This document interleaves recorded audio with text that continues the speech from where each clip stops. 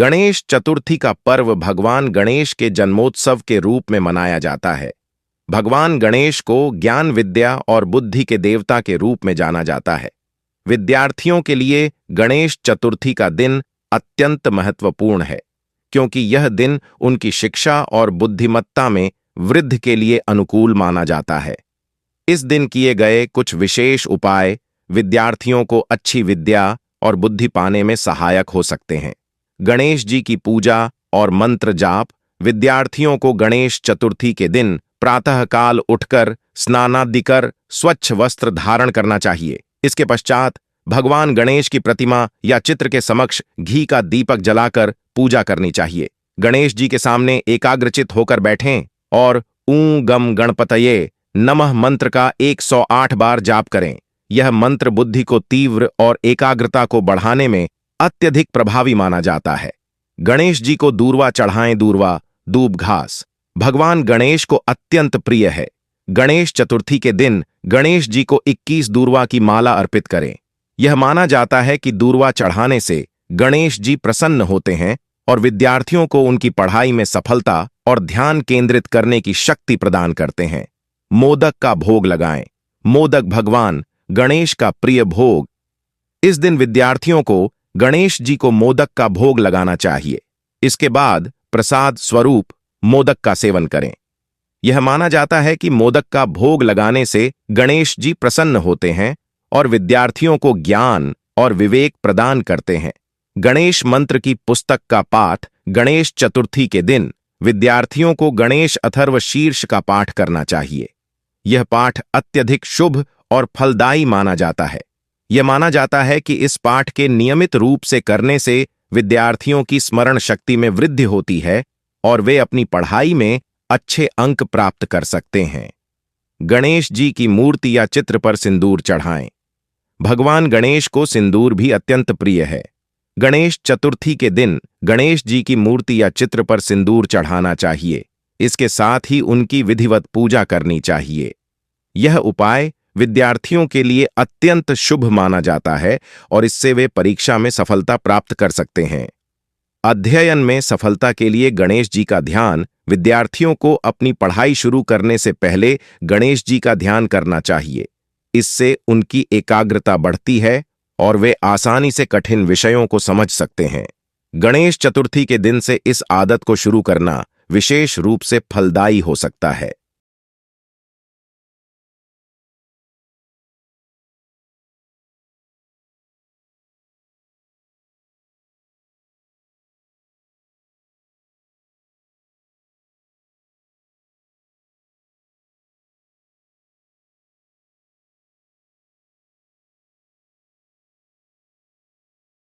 भाद्रपद माह गणेश पूजन को समर्पित है।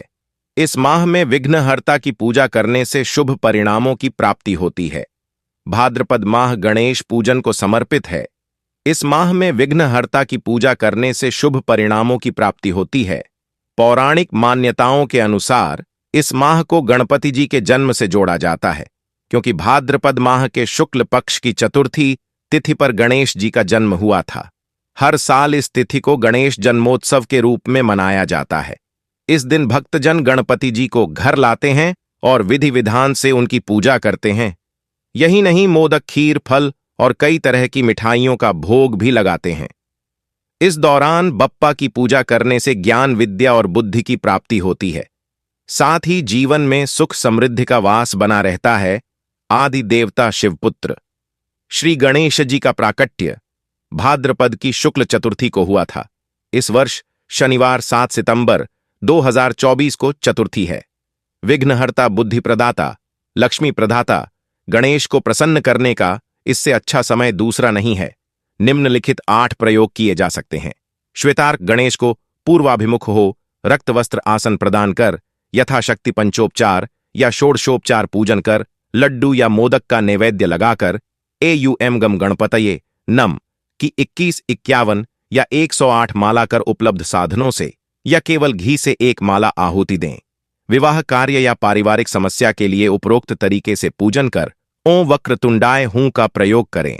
माला मूंगे की हो, आकर्षक वशीकरण के लिए लाल हकीक की माला का प्रयोग करें। विघ्नों को दूर करने के लिए श्वेतार्क गणपति पर एयुएम गम गौ गणपतये विघ्न विनाशिने स्वाहा की 21 माला जपें। शत्रुनाश हेतु नियम की जड़ के गणपति के सामने हस्त पिशाच लिखे स्वाहा का जप करें। लाल चंदन लाल रंग के पुष्प चढ़ाएं, पूजनादि कर मध्य पात्र में स्थापित कर दें तथा नित्य मंत्र जपें। शत्रु वशी हो तथा घोर से घोर उपद्रव भी शांत हो जाते हैं। शक्ति विनायक गणपति, इनकी आराधना करने से व्यक्ति सर्वशक्तिमान होकर उभरता है, उसे जीवन में कोई कमी महसूस नहीं होती है। कुम्हार के चौक की मिट्टी से अंगूठे के बराबर मूर्ति बनाकर उपरोक्त तरीके से पूजन करें तथा 101 माला एयुएम ह्रीं ग्रीन ह्रीं की जप कर हवन करें। नित्य 11 माला करें तथा चमत्कार स्वयं देख लें। लक्ष्मी विनायक गणेश, इनका भी प्रयोग उपरोक्त तरीके से कर निम्न मंत्र जपें। एयुएम श्रींगम सौम्याय गणपतये वरवरद सर्वजनम में वशमाणे स्वाहा। 440 तर्पण नित्य करने से गणेश जी की कृपा शीघ्र प्राप्त होती है। आधुनिक युग में महत्वाकांक्षाओं के चलते मनुष्य शीघ्र ही कर्ज के जाल में फंस जाता है। लाख कोशिश करने पर भी उससे निकल नहीं पाता। दैव कृपा ही इस कष्ट से मुक्ति दिला सकती है। निम्न मंत्र की 108 माला गणेश चतुर्थी पर कर यथाशक्ति हवन कर नित्य 1 माला करें। शीघ्र ही इस जंजाल से मुक्ति मिलेगी। एयुएम नमो विघ्नहराय वित्तेश्वराय गमं गणपतये नमः। भगवान गणेश को विदा कर रहे हैं, उस दिन सबसे पहले की पूजा अर्चना करना जरूरी है।